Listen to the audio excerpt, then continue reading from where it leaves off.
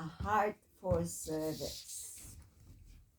Today I want to talk about something that speaks deeply to who we are as Filipinos and as human beings, having a heart for service. What does it mean to have a heart of service?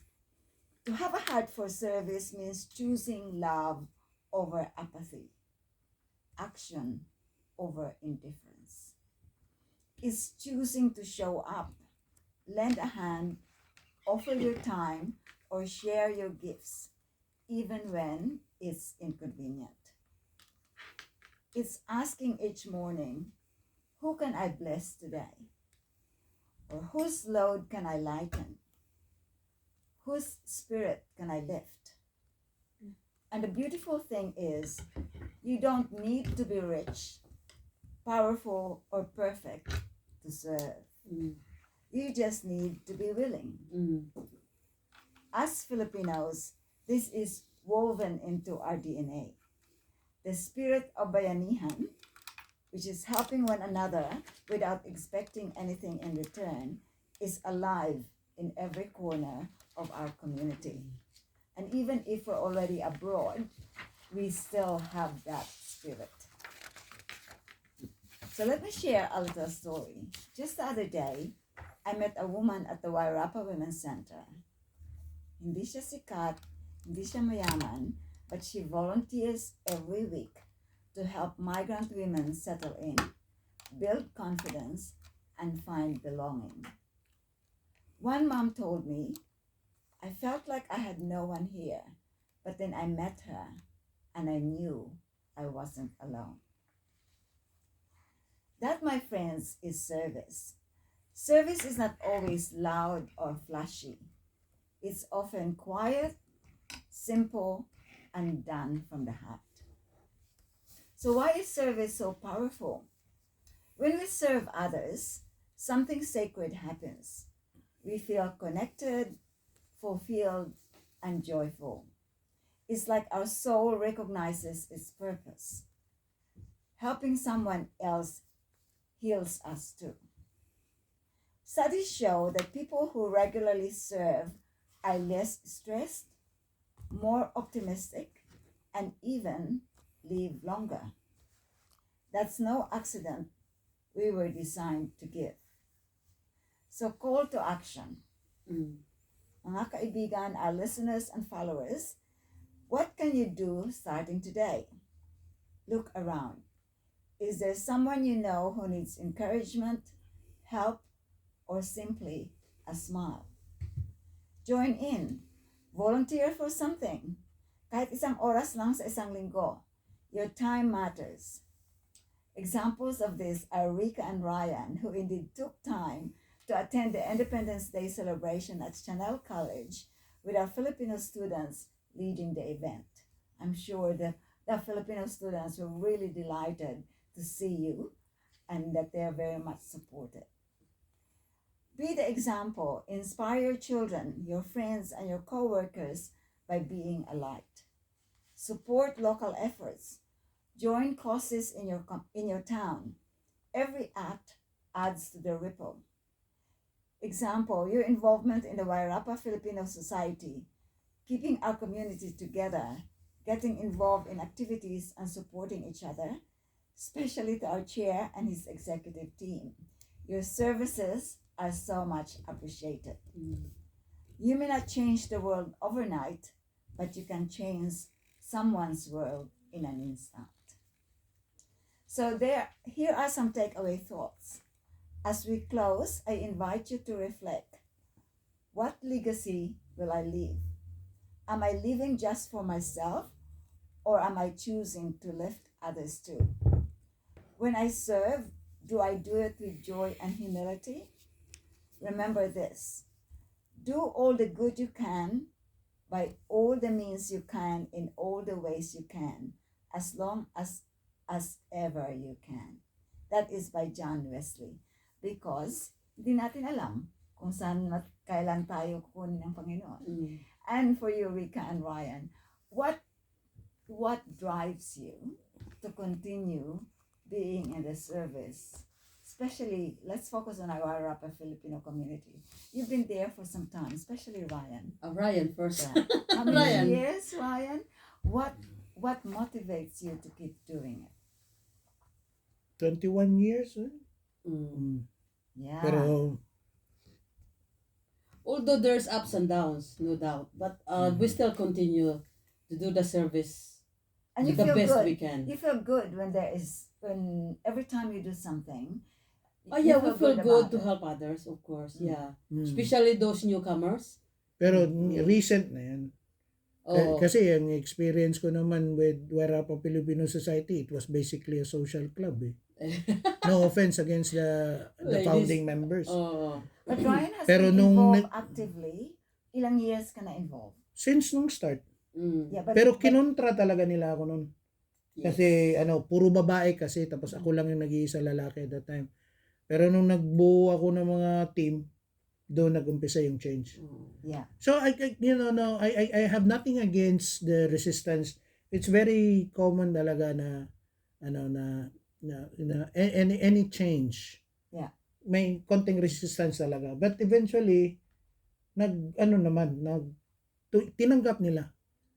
And then it evolved from there. Mm. Yeah. Pero isipin mo the whole 23 years na ang Warapa Filipino Society. Yeah. But it started with women. Mm. And I will always that for the rest of my life acknowledge that. Mm. Sa kanila kasi nag-umpisa. I never discredited them for that. But I think the town, the region needs it. But then it's good that there are men that stepped up. And then when you came, Mar came, we had some men leaders as well. Who came? Mar, naging president din siya, di ba? Yeah. Mar Mm. Manalipod. Mm. Yeah. No, I think as far as I can remember, yung community kasi Filipino, involved din ang husband although hindi Mm. sila Filipino. Oo. Mm. Yeah, Pero yeah. din nag-decide kami na magbuo ng ladies lang, mga Filipino. So, Mm. then dumating si Ryan. So, doon niya Nag-change. na-change yung roles And then niya. when it comes, yun, within the circles lang ng Filipino community. Yeah. But I wanted, sa vision ko kasi, I wanted the Filipino community to do more. Mm. So, not just helping us, but to establish a network across the region to become part of the region. Yun Yes. yung Mm. So, tapos even though culturally, yung Warapa Lady Circle already has that connection, hindi mo talaga mawawalay sa kanila yan. The credit should go to them. Mm. But how it enhanced to wider opportunities, doon na nag-umpisa. Mm. Which is really good. The Mm. way we are now, especially ang dami-dami na natin dito with Mm. various careers like Yes. mga beekeepers, Mm. farmers, IT, and then you've got the teachers. IT, Yeah. ilan lang kayo sa IT? Nurses. Nurses, Yes. ilan lang din, hindi nga abot 20. Beekeepers. Beekeepers. Beekeepers. And Yeah. farmers. Yeah. Ang malaki na population talaga ngayon, Carpenters. ang building, Yes. Marami ang pang building carpenters. at saka apiary. Apiary hindi talaga yan mawawala. Traders, ang tawag yun? Hindi. Oh, mga Sa tradesmen, yan, sa tradesmen. construction Yeah, yan, tama. trades. Oh. Oh. So, Pero hindi traders kasi yun yung may-ari. ay, ano ba tawag nila? Workers, Tradesmen. tradespeople. Tradespeople. Yeah, that's right. Tradespeople, yes. So majority ng mga natin andoon, and then yung mga trackies, Yes. and then teachers. So roughly ilan na tayong mga Kasama teachers? yung buong region Oo. as far as Featherstone at saka Tahuna. Ikitahuna. Yeah. Nasa mga 1,200 na. Wow. Pero not all of them are member. Hindi Yeah, lahat I know, member. I know. Ang classification lang yan, if you are part of the coverage, Mm. member ka. Mm. Pero you're class as a non-financial member. Yes. Meron din sa constitution yan. Mm. Yung financial member lang usually reaps the benefits Yeah. of the services. So you've done a really good job putting it together, Mm. and the sports has done a lot in Yeah. Yeah, that's the raising main part the of profile. our society, di ba? Hindi, Right? isa siya sa mga strongest programs Strongest natin. program. Oo. Mm. Pangalawa na yung Hindi, yung cultural. cultural, Yeah. actually they go hand in hand. Yes. Ang problema lang kasi sa sports, mas exposed siya. Oo. Pero ang cultural, exposed in the other setting. Oh. Kasi inclusive ang sports natin. Oh. Kasi kung sabi ko kay Yet, ipasali mo nga yung mga puti sa liga natin. Ayaw nila. Siyempre, kasi sigurado matalo. Lalaki ng mga puti. Tangkan nila nga Kahit yung exhibition match lang ng team ng Corinoe, binugbog yung mga Pinoy. That is good because that became a uniting factor. Yeah. And Hindi, and ang ano it's lang more nun is fun. inclusivity. So, that's the objective of the sports program because demographically, majority talaga ng mga Pinoy na lalaki in particular, at saka sa mga babae for volleyball is sports-minded talaga. And then, there within that age group, si Rika, exception na yan kasi may edad na to Pero naglalaro pa rin, physically active pa rin siya. Even though, kung titingnan mo yung demographic sa ngayon, mga current na players, ang babata. Babata, tangkad pa. Si Diana naglalaro pa rin. Oo, si Ate Diana yata, one of the oldest talaga na active Mga player. exceptions, Siya, She still plays. si Ella She May. loves it. Oh. And Ilya May as well. Oh. And I think as long as you love it, you have the energy. Oh yes, for you it. do. Oo. Yes. Oh. Pag hindi ka pa tinatamaan ng rayuma, di okay. Wala problema yun.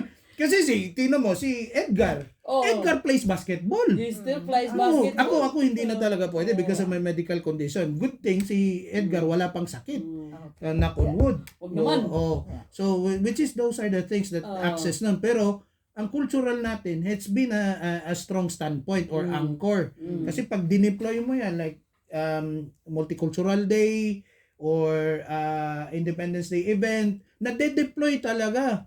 Meaning they just not represent Wairarapa locally, they represent the region as a whole outside. So credit to you too, having that heart of service. Yeah.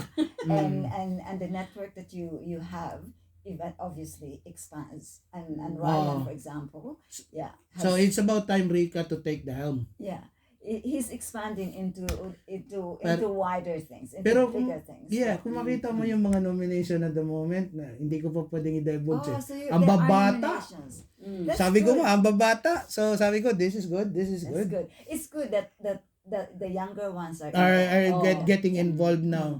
Yung iba hindi bata pero hindi masyado makakommit pero Mas willing maganda sila na mag-support. may young ones sa Para- Exicom so para you could pass it on to- to the others. yeah. Hindi, ang ano niya ng advantage, dapat may mixture kasi in my Exactly. point of view may mixture. May edad para mas mahaba yung life experience na not just about service, Yes. life experience in general. Oo. And then yung mga bata to learn from those people no, Exactly. about leadership, about about inclusivity, about the ins and outs of a community organization.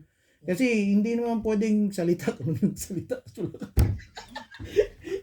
Yun nga, officer ka nga, tapos wala kang ginagawa. Action needs to be done. Yeah. So from the level, Action speak louder than words. so you know, it's not just about executive committees, governance people as well need to be exposed. Trusts needs to be exposed. People in councils need to be exposed kasi Exactly. different demographics Pag tinawag mo yung organization na trust, the trustees ang tawag. Oh. Pag tinawag mong society, katulad ng sa atin, the society officers. Oh. Suppose kung tawagin mong council, di mga councilors. Pag tinawag mong board members. But they need to act, hindi lang, kasi yan yung problema The confusion is yung pag sinabi mong board, akala mo puro lang decision making. Oh. Pero yung execution wala. Tama. So, and then we have ang ating kaganda na society, we have the duality. Yeah. We govern, at the same time, we execute. You act. We all act. work together. Kasi walang As a nagawa team. Yeah. Hindi, meron.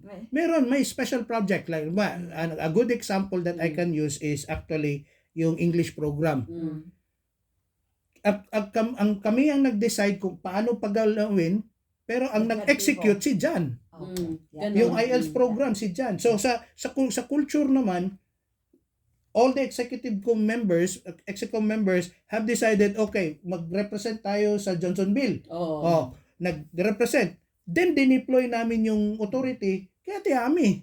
Oh, siyang mag-decide. Oh, And siya it's good. mag-decide. It's good because you have the people to do it. Yeah.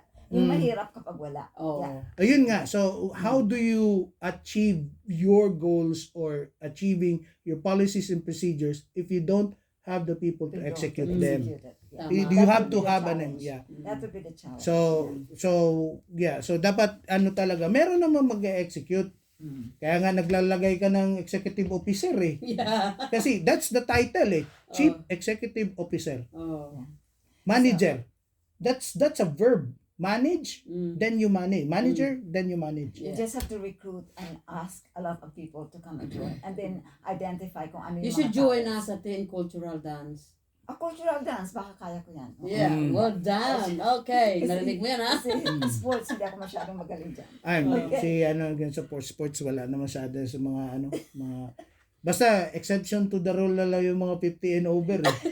Si Mitch ba? Si Mitch kasali sa sayaw. Oh, naglaro din yan both sides. So Oh, naglalaro sa sports sports at at saka saka nagsasayaw. Oh, sasayaw pala. Oh, so mga amongst the seniors pero medyo bata-bata pa si Yeye ang pinakamatagal na Okay. service. Yes. Marami talaga.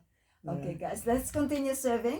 Continue your heart of service. Huwag kayong magsawa. And Rika, you're not allowed to give up. And Ryan is moving on to greater heights, but then he will continue to be the advisor. Yes. Oh, Be yeah. an Yes. advisor. He and will. consultant Yeah, automatic for- yun. Automatic Mm. yan. Walang iwanan, Ryan. Ha? Walang iwanan. Oh. Hindi, nasa Australia, isang phone call away. Wow, that's interesting. Okay, magpapaalam na po kami. This is Kenny Vermeulen signing off. Wala ka shout out eh? Oh, shout out. Wala for now. Okay. Yeah. Alright. I'm signing off. And Rika? Yeah, yes. This is Rika Bisperas. Magbabalik po kami sa Monday at nagpapaalam. Right, at ito po inyong lingkod, Ryan Soriano po. Maraming salamat sa inyo pong lahat sa pagtangkilik at pagsubaybay sa Fiesta Wairarapa Pinoy Radio. Kita-kits mo sa Lunes. Okay, last but not least, here's a song for all of you. It's called No Erase.